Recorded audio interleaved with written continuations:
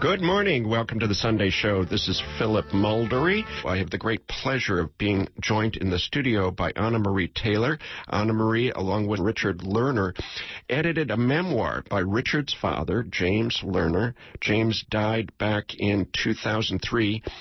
He was an activist between the wars, an activist fighting against fascism, fighting for democracy, fighting against militarism, and then after World War II became an activist and organizer, and particularly a journalist for the United Electrical Workers Union, where he was very much a part of putting together their publication, their newspaper at UE. So, Anna Marie Taylor, thank you for coming in this morning. Welcome to KPFA. Happy to be here, Philip. Joining us on the telephone is Peter Olney. Peter, also a labor activist, formerly with the United Electrical Workers.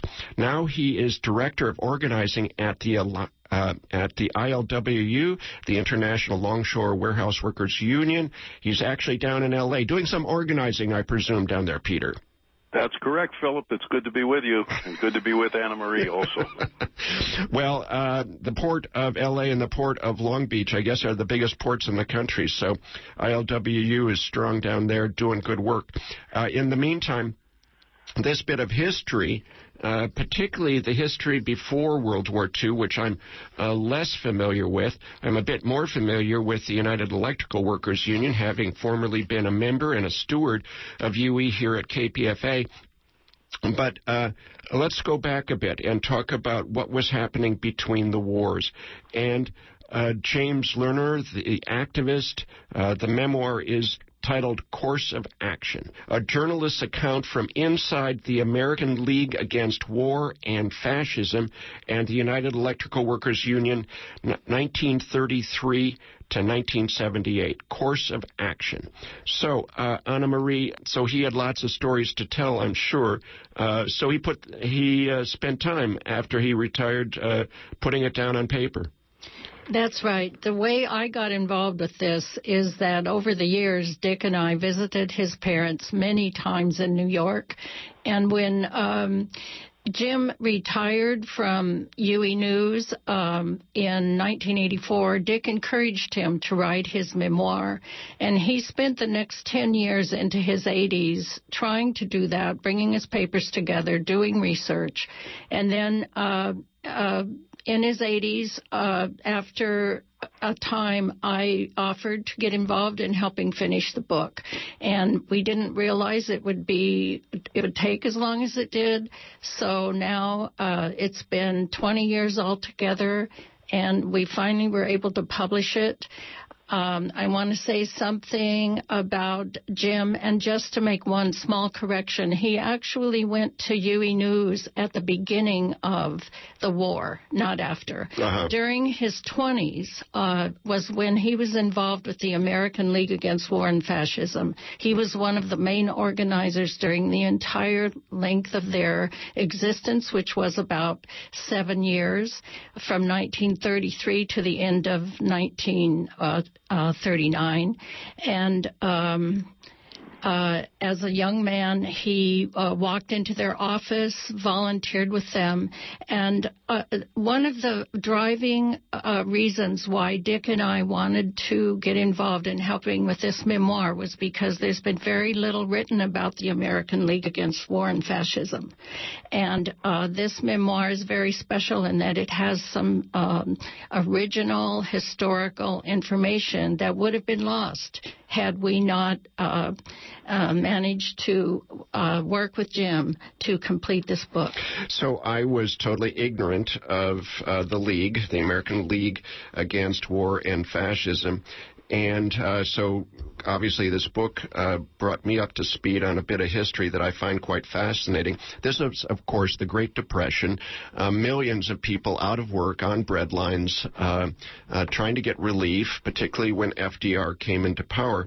At the same time, there was certainly a lot of awareness and growing awareness of the rise of Hitler, the rise of Mussolini, the Italian attack on Ethiopia, the Hitler's attacks.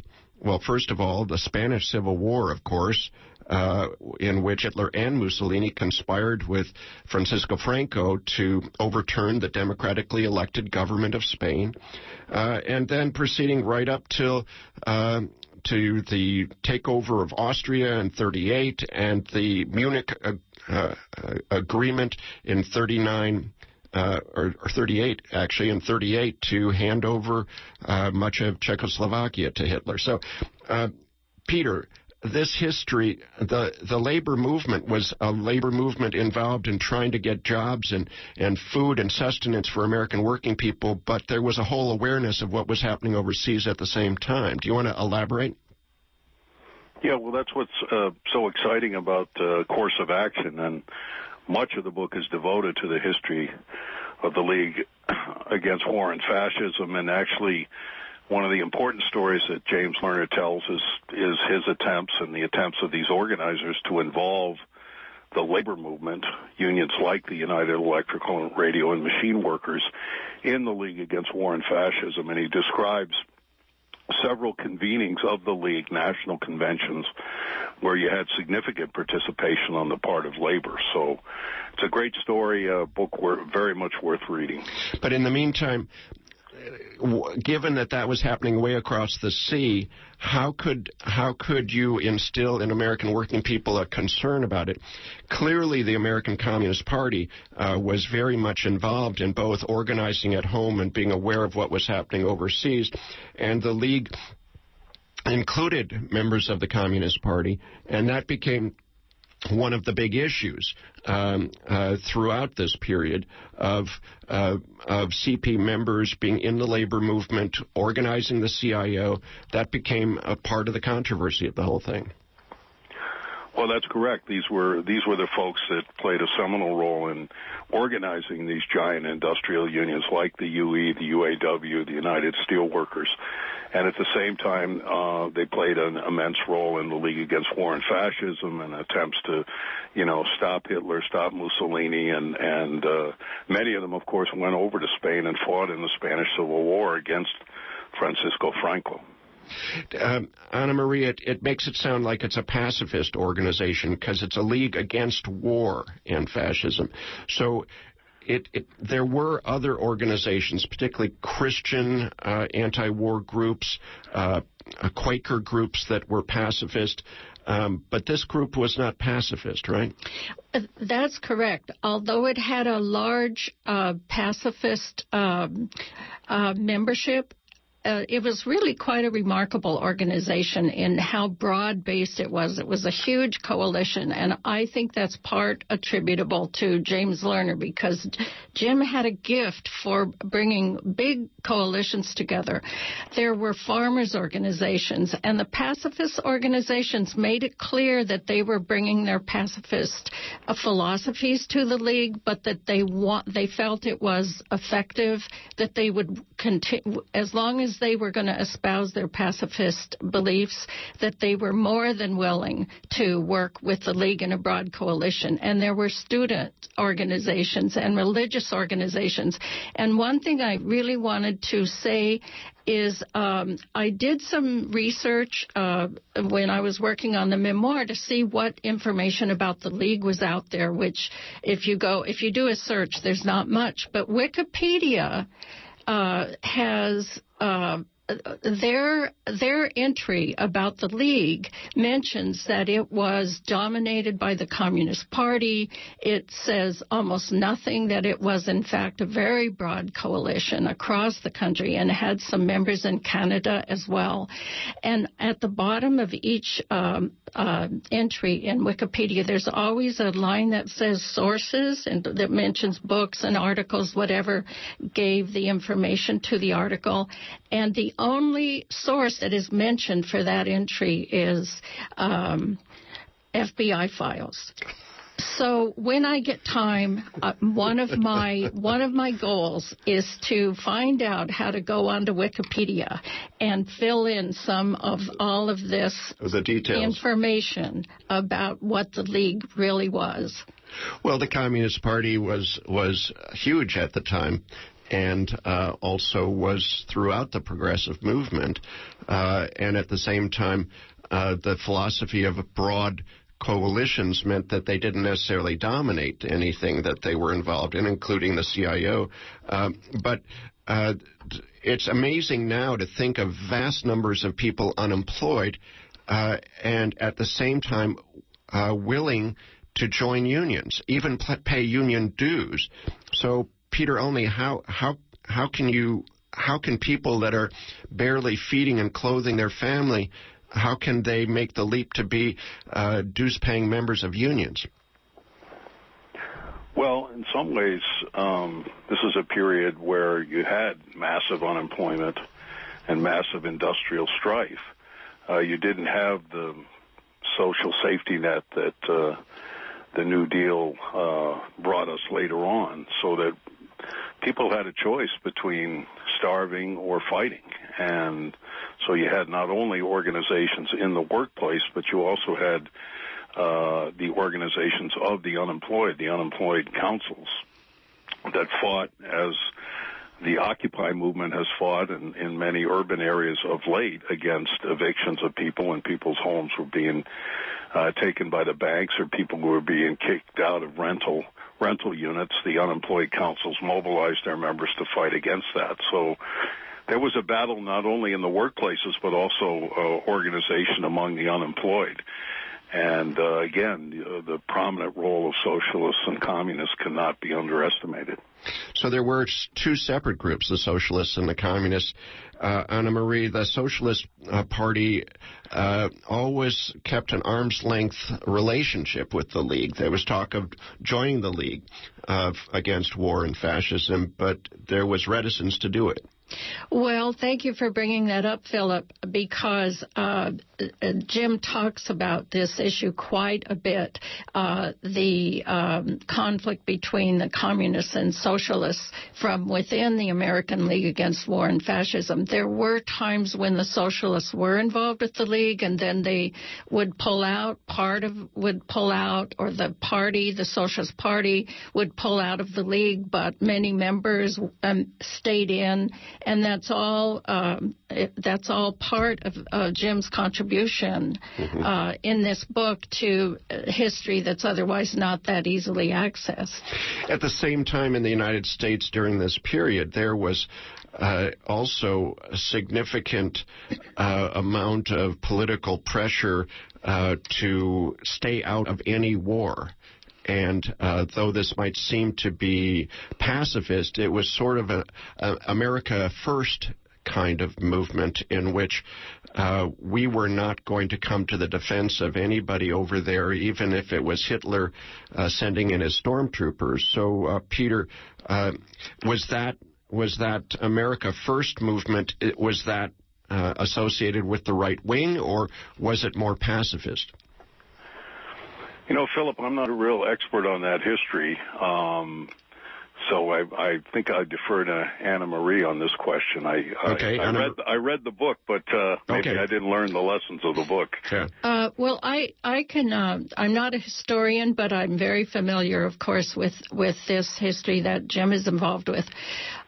There were two aspects to the League, which you mentioned earlier. There's the anti-war and the anti-fascist. And the anti-war, they were very against war in general and getting the U.S. involved in the war, and in that in the war in Europe.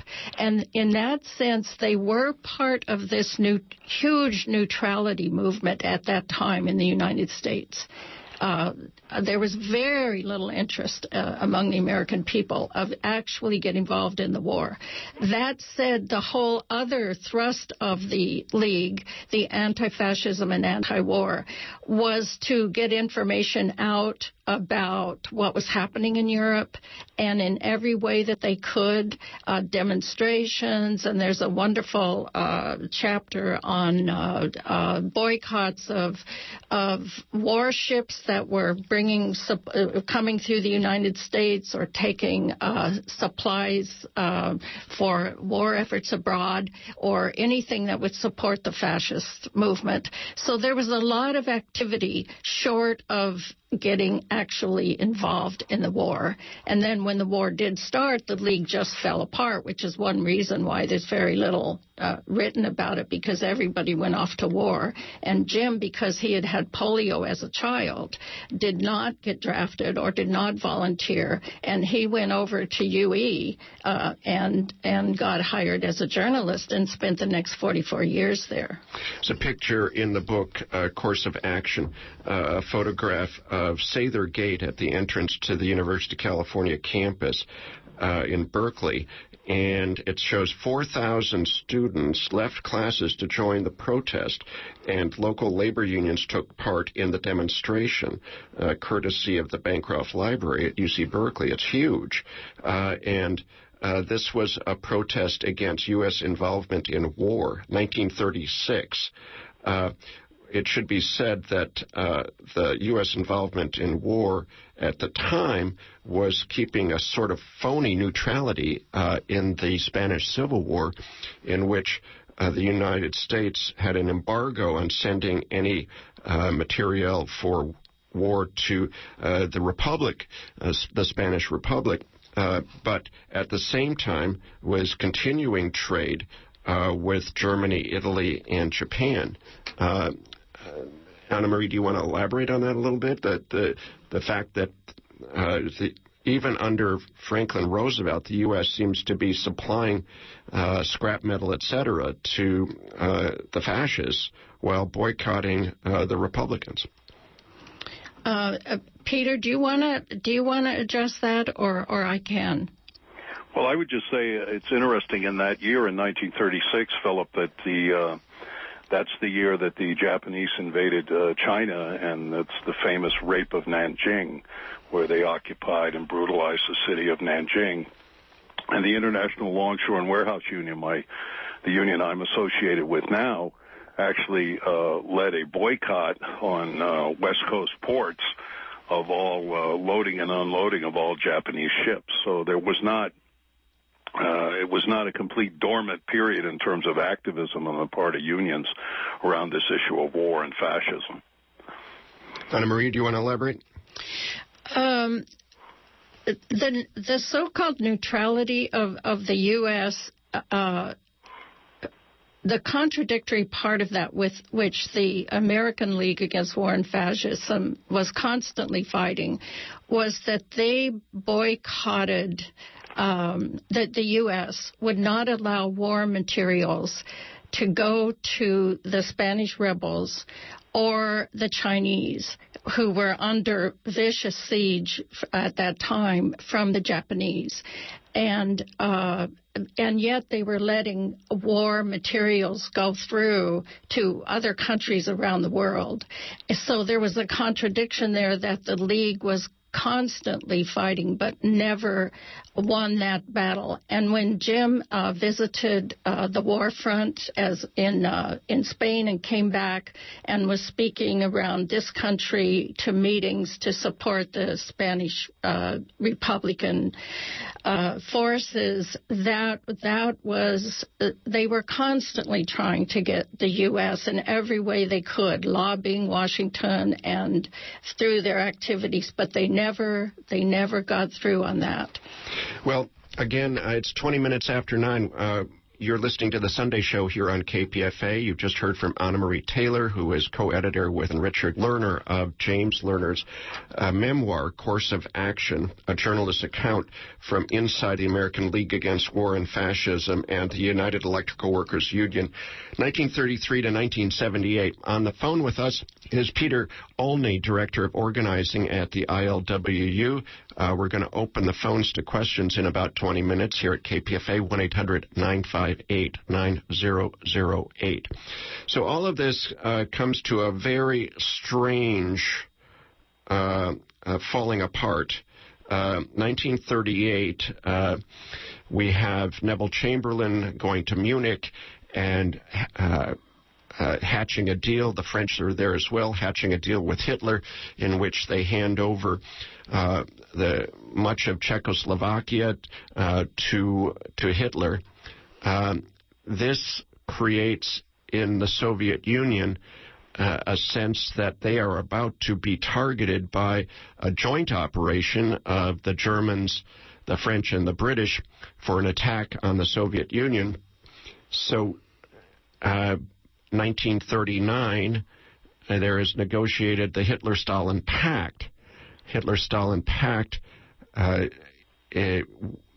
took the Soviet Union out of conflict with Nazi Germany, and in fact, Soviet Union collaborated with Hitler in the attack on Poland. This created a huge collapse or internal conflict within the American League Against War and Fascism. So, Anna Marie, do you want to describe how everything sort of fell apart at that point?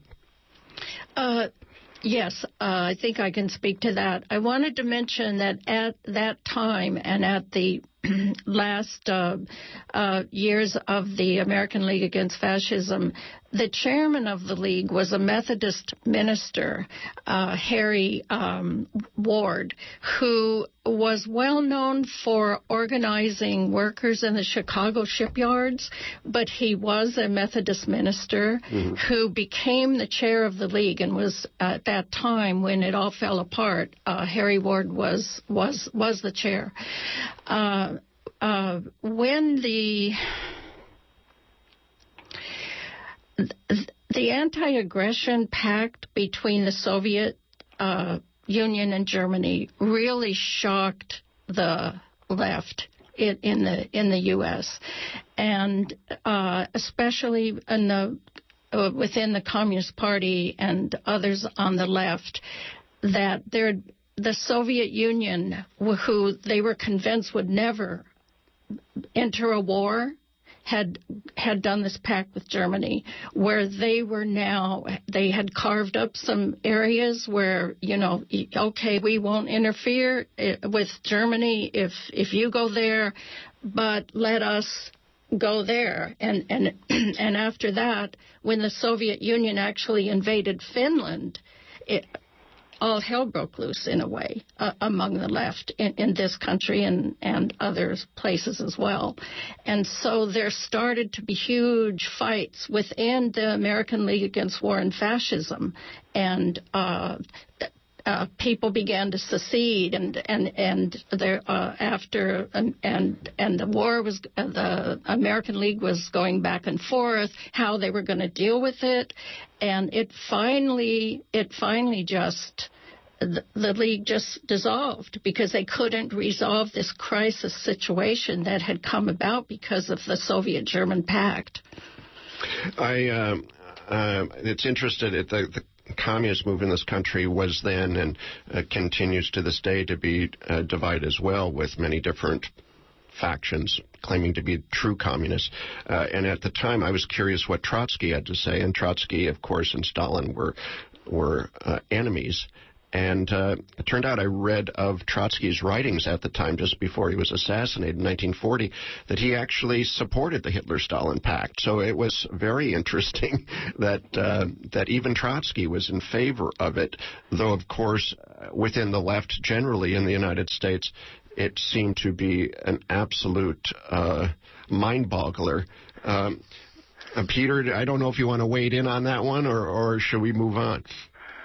I think we can move on, but I think you're right. It sent shockwaves through the left and resulted in the dissolution of the League. And James Lerner moves on, fortunately for us in the United Electrical Workers, to become a fabulous journalist.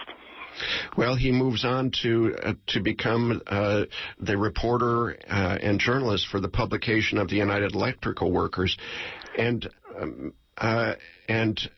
maybe you should tell Peter. Why don't you give us some history of the UE?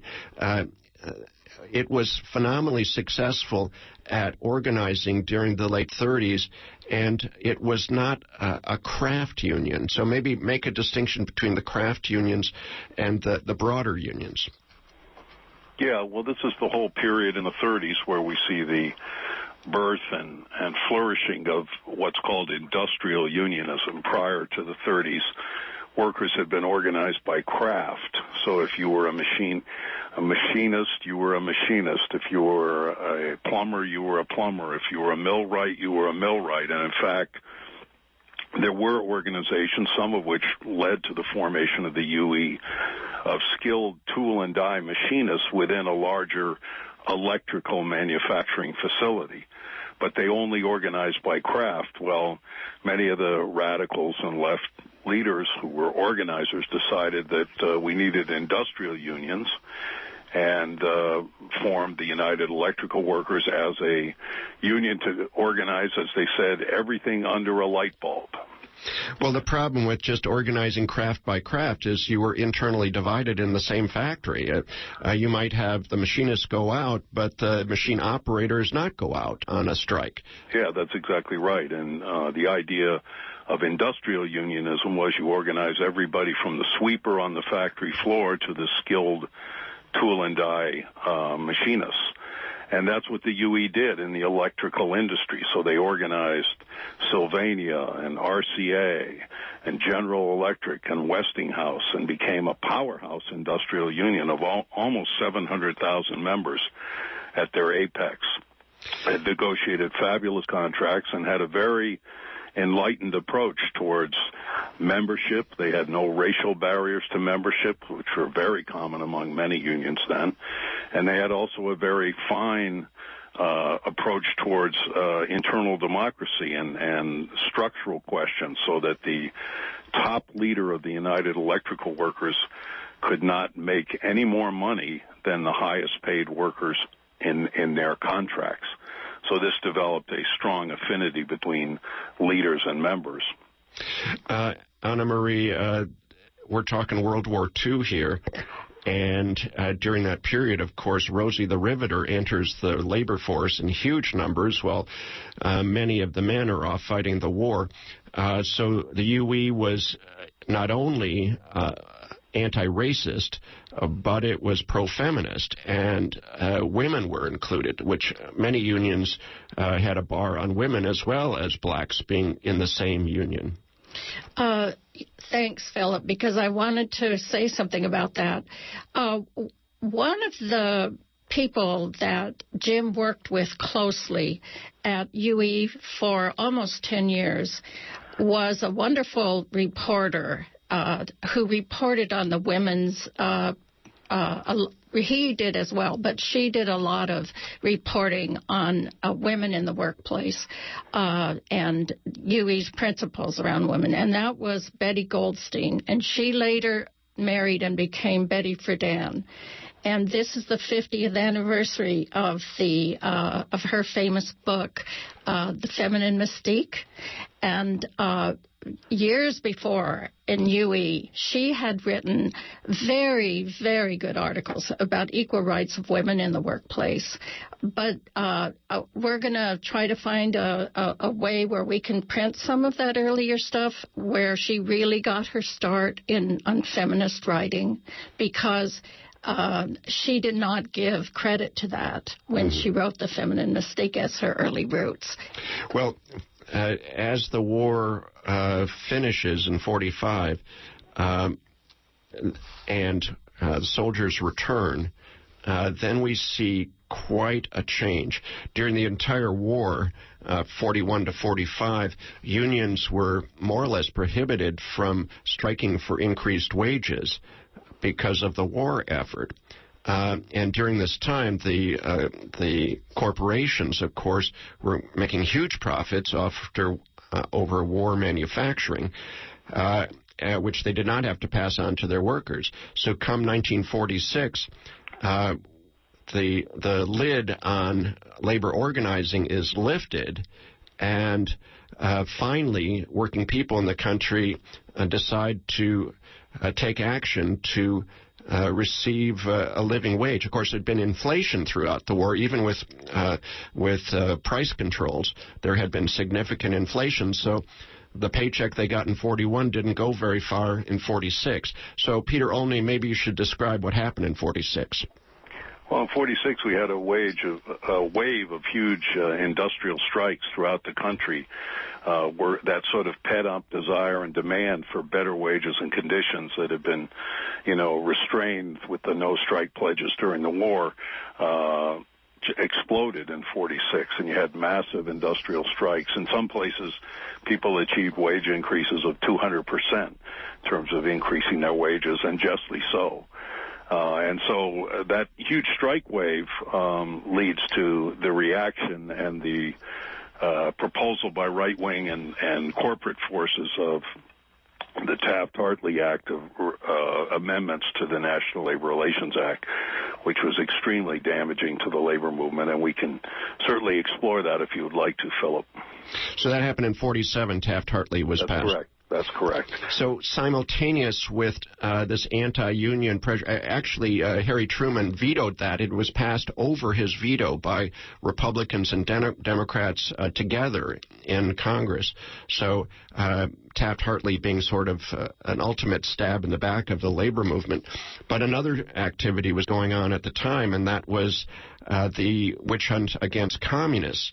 And United Electric Workers not only was open to African Americans and women, but also open to members of the Communist Party. Anna Marie, do you want to talk about how the witch hunt against communists affected the Union? Well, UE became known, and one of the reasons it's known today very strongly in U.S. labor history is that it was one of the unions that survived the McCarthy hearing days when so many unions were virtually destroyed by the witch hunts that went on against the members of the union. This might be a very good time to bring up one of the chapters in the book that is getting the most attention since this came out. And it was that at the very time these hearings were going on, attacking labor and other parts of the American landscape, a trial was virtually going on at the same time. The U.S. against General Electric. It was the General Electric Krupp conspiracy trial that Jim was the only reporter that covered the entire trial and reported it in UE News, and that was that there was a conspiracy between the Krupp Armaments Works in Germany and GE to control the price of carbaloy, which was a critical war material. So this started before World War II got underway. A monopoly, a conspiracy between General Electric and the Krupp arms manufacturers of Germany, and in the book, as Anna Marie indicates, there's a chapter on this. James Lerner was the only reporter covering it, and he got access to the correspondence between Krupp and GE. Every Krupp piece of correspondence ends with Heil Hitler, and they have, in fact, joined in a conspiracy to fix the price internationally and divide up the world market of carbaloy. It's a tungsten kind of metal that is used in making fine machine tools. It's a much harder steel that can be used for making machine tools. And this conspiracy trial takes place after the war, and it gets no publicity. It's not in the New York Times. It's nowhere but in the UE News. And ultimately, GE is found guilty, but they're punished with like a $76,000 fine, and that's the end of it. I know there were others that conspired with the Nazis. GE isn't alone. But Peter, you're too young to have been around active at that time, but has it ever really been publicized that whether it was Ford or General Motors or General Electric, they all had their hands involved in what was happening in Nazi Germany?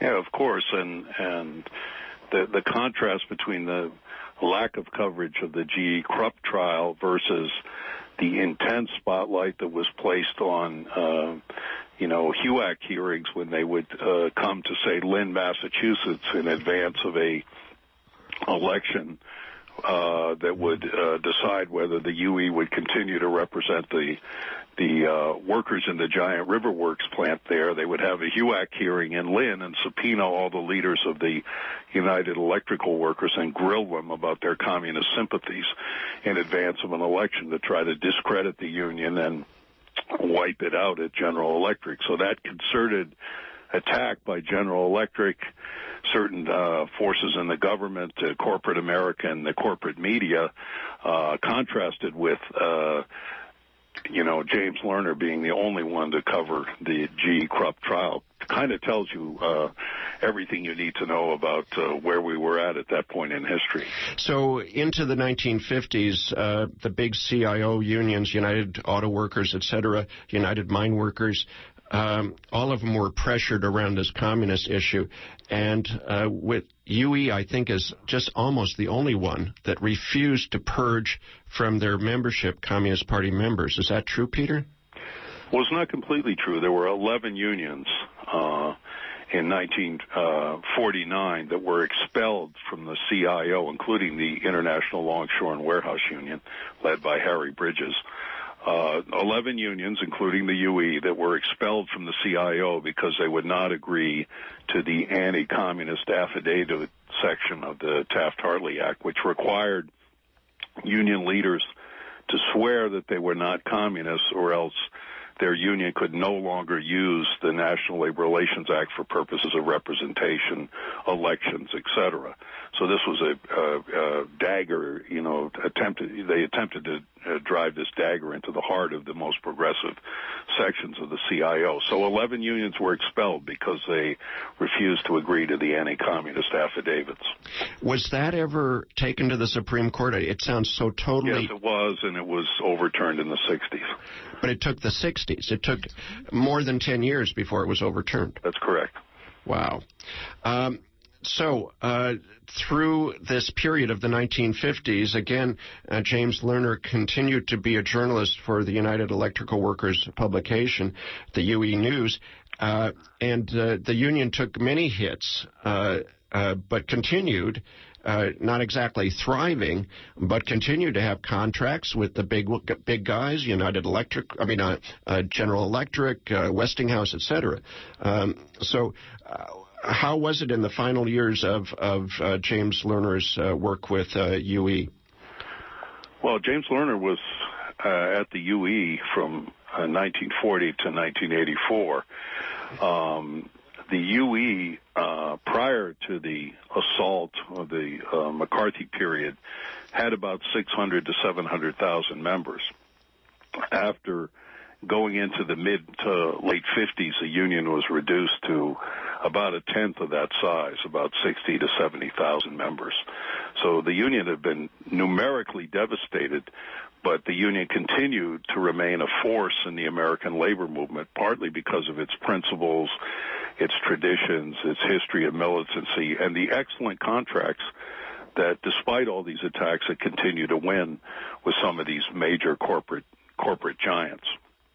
And I became a member of the UE in 1973. I was a punch press operator in Roxbury, Massachusetts, at a metal stamping plant, and we were inspired as young, aggressive, radical workers. We were inspired by the UE's traditions and its principles, and agreed to organize our facility into the United Electrical Workers. which is what inspired KPFA workers to join UE in, I think, around 1978 as well. We're going to open the phones to your called-in questions and comments. Our phone number is 1-800-958-9008, 1-800-958-9008. Our guests are Peter Olney. Currently, he is Director of Organizing for the ILWU, the International Longshore and Warehouse Workers Union, and with us as well as Anna Marie Taylor, who is editor, along with Richard Lerner, of the memoir by James Lerner, Course of Action, a journalist's account from inside the American League Against War and Fascism and the United Electrical Workers Union. So again, our phone number, 1-800-439-5732. KPFA workers remained members of the United Electrical Workers into the mid to late 80s, and by that time, the Reagan era of deindustrialization had destroyed the workplaces of UE workers. Westinghouse closed down. General Electric closed down. Again, with the deindustrialization of the Bay Area, the KPFA workers were the last people in our local of UE, and we could not sustain the local by ourselves, and decided to switch to Communication Workers of America, which has its roots in organizing AT&T, and does so to this day, organize workers at AT&T and across the communication landscape of the world. So that's my bit of news about UE. We had a great relationship while it lasted, but again, by the mid to late 80s, the Bay Area had no contracts other than KPFA with United Electrical Workers. So let's go to our first caller. Craig is on the line from San Leandro. Good morning, Craig. Hey, good morning. Thanks for taking my call. Great show. I was wondering if you guests knew if there was any coverage of IG Farben. IG Farben was the major chemical company in Germany, the equivalent of our oil companies, and they went on trial, the Nuremberg trial, the same exact day that they launched the Cold War.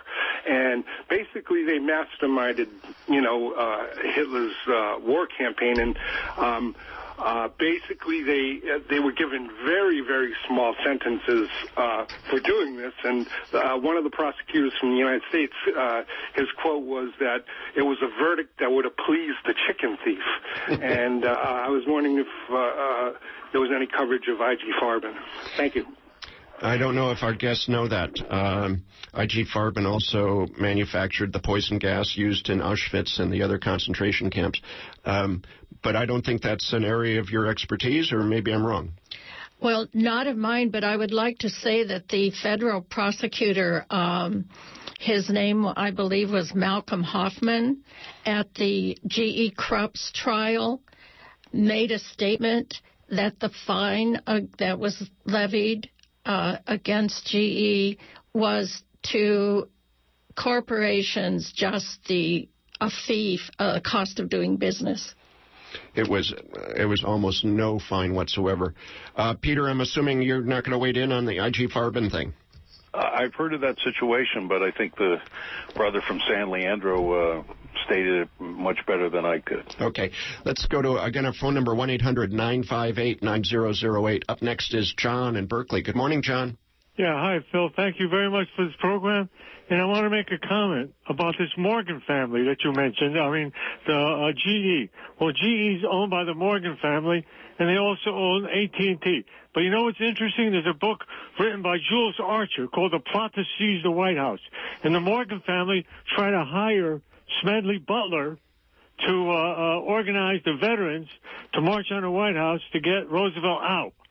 And, of course, Smedley Butler wouldn't agree to it, and he blew the whistle on these guys, and the coup couldn't happen. But you know, a bigger issue is even the Soviet Union tried for 5 years with the war in Europe to make agreements with France, England, and the U.S., and they were rebuked. For 5 years, the U.S. wouldn't make an agreement because they were plotting to seize the White House and to make closer ties with Adolf. So it's clear that the reason that the Soviet government chose to make an agreement with Germany was to lighten the burden on them. And as history shows, they went on to defeat the Nazis at the Battle of Moscow, Stalingrad, Kursk, as well as Berlin. Okay, so John. We have to owe it to the Soviet government to help them defeat fascism in the 20th century end. And I want to commend, one last thing, I want to commend the UE, because they wrote the best book about the history of the working class called Labor's Untold Story. Thank you, UE. Okay. Thank you, John. Smedley Butler, General Smedley Butler. What a name, Smedley. But he figures in this book. Anna Marie, do you want to give us some history about who General Smedley Butler was and what he had to say? Jim mentions General Butler in the book, and anyone who's very interested in that assassination plot to bring about a coup in the U.S. Jim does talk about that in the book. Assassination of? Well, a coup. Okay. To take over the U.S. government.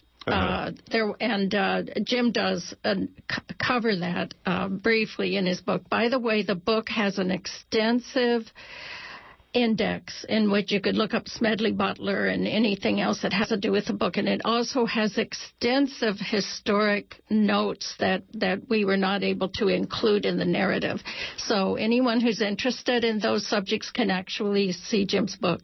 Well, Smedley Butler, as I read in the book, Course of Action, a retired U.S. Army general, denounces American imperialism. It's astounding what he has to say, that he self-identifies as a hitman for corporate America, whether he was sent to occupy Cuba or sent to Nicaragua, or that in fact he regards U.S. militarism as being essentially the work of corporate warmongers.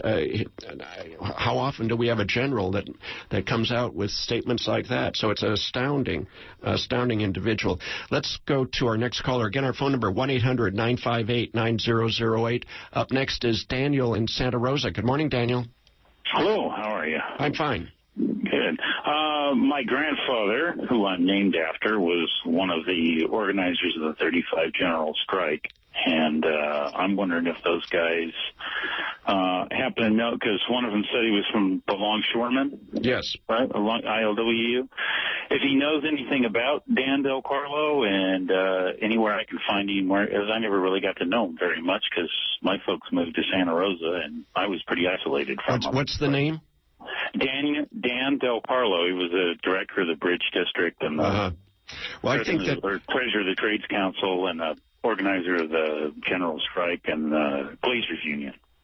So I'm not sure we can give you that kind of detail, but Peter Olney, maybe you can put on your ILWU hat and tell us about the San Francisco General Strike of 1934. Yeah. Yeah, the General Strike of 34 is prompted by a coastwise maritime strike, a strike up and down the west coast of maritime workers. And then on July 6th, the strike begins in May of 1934, and then on July 6th, what's referred to as Bloody Thursday, two maritime workers are shot and killed along the Embarcadero. And then that led to a call for a general strike in the city and county of San Francisco, and all the unions, not just the maritime unions, not just the dock workers unions, participated in shutting the city down, which leads to a settlement of the maritime strike. If you're interested in the history of that situation, the brother from Santa Rosa can come down to our headquarters in San Francisco, where we have extensive archives on the history of that strike and the participation of other labor unions, and be glad to share those archives with you and share any history of your relatives also. So, where is that? 1188 Franklin Street in San Francisco. What kind of hours? Yeah, the hours are 9 to 5, but just Google us on the web, And just give me a call. My name's Peter Olney. Call me at the union headquarters, and I'll be glad to set up a visit for you. Great. Okay, Olney, Olney. Again, our phone number, 1-800-958-9008. The United Electrical Workers is alive and well today. It's not as well as it once was. Peter, they still have contracts with various different industrial corporations in this country, correct? Yeah, that's correct. They still have a contract. For instance, in Erie, Pennsylvania, the General Electric locomotive plant is still represented by the UE. So they're still active and they're still out there. People may remember just after Obama was elected in 2008, the workers at Republic Doors and Windows in Chicago occupied their factory to prevent a factory closure. And, of course, who was the union leading those workers? The United Electrical Workers. So the union continues to be on the cutting edge and continues to provide inspiration for workers everywhere, even though its numbers are greatly reduced from the days when Jim Lerner was the editor of the UE News. So what has been the reaction to the book, Anna Marie? Well, we're just getting started. Along the lines of publicity and really getting it out there. I read a great review in these Times about the book. That's right. There is a review in these Times by a labor and civil rights attorney. His name is Moshe Marvit, and the review is called War, Fascism, and GE. And you can go to the In These Times online site April 1st, and that was picked up by the Daily Cause on April 5th in their section called Hellraiser's Journal. So if people would like to read that really excellent review of the book, and it does focus on the GE conspiracy trial, you could go to either of those sites. Okay. I'm sort of thinking of where we go from here, and where we go from here would be a more empowered labor movement in this country. And certainly the ILWU remains strong. No way are the docks on the west coast of the United States going to be turned around. But it's an ongoing struggle. Peter, when you are organizing director, I'm curious, who are you organizing? Well, as you say, Philip, the workers on the waterfront, on the docks, are solidly union on the West Coast. Although we also face challenges. We're in a pitch battle in the Northwest, particularly in the Columbia River region around Portland, Oregon, over what we call our grain handlers agreement. We represent workers in grain elevators, export grain elevators, who take care of grain that's coming in from the West for shipment overseas. And the employers there have decided they no longer wish to operate under the terms and conditions that have been in existence for 70 years. So we're in a pitch battle up there right now. We've been locked out at one of the major grain terminals in Vancouver, Washington. So while we remain strong handling the giant container ships on the docks, we have our challenges, and those are the battles that we need to fight and win at this time. Let's go to our next caller. David is on the line from San Francisco. Good morning, David. You know, I have a couple of things. One, I noticed that after all these years, the fear of being called a red breadbaiter seems to prevent people from taking a real look at the history of the American Communist Party. Their role in groups like that, the League Against War and Fascism, where they played a major role, where Henry with the minister, was in fact very close to them, and it played a real role in the destruction of the party. And the number thing you mentioned, Trotsky, and that is in fact what you call the Hitler-Stalin Pact, led to that major split among the Trotskyists that led to the rise of the Workers' Party and Max Shachtman, and which is now the International Socialist Organization. So I'd really like to see people take a take an honest look at these histories. I don't think we can do anything else than benefit by it. As long as we keep tiptoeing around. Okay, David. Anti-communist, we're going to go nowhere. Thank you, David. You said a lot. I'm not sure we're going to be able to respond to that, but we're going to go on to our next caller. Dan is on the line in San Rafael. Good morning, Dan. Good morning. Thank you. I just wanted to say Smedley Butler was actually a highly decorated Marine general. I said Army. Oh, my God. It won't be the first mistake I've made this morning, I'm sure. But actually, you characterized it right. It was allegedly a businessman's plot, whether there was any validity to it or not. But Smedley Butler went very public. The second thing, the communists, certainly in the 1930s, were strongly anti-fascist. But after Stalin signed the pact with Hitler, they made a 180-degree turn, and they became anti-war. They were against the United States rearming. That GE may have supplied certain supplies to Nazi Germany, but no country provided more supplies to Nazi Germany than the Soviet Union. When Hitler announced to his generals that he was going to invade the Soviet Union, they were amazed because they were getting so many supplies already from the Soviet Union. So yes, in the mid and early 1930s, the communists were strongly anti-fascist. But when Stalin signed the pact with Hitler, the party changed 180 degrees. And the invasion of the Soviet Union by Hitler was the summer of 41, about 6 months before Pearl Harbor. So then there was another pirouette there, another total reversal of people loyal to the Soviet Union once again being totally anti-fascist.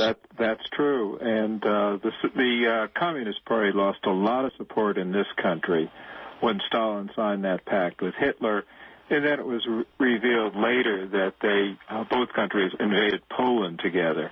Hitler from the west, Stalin from the east, and then divided it up.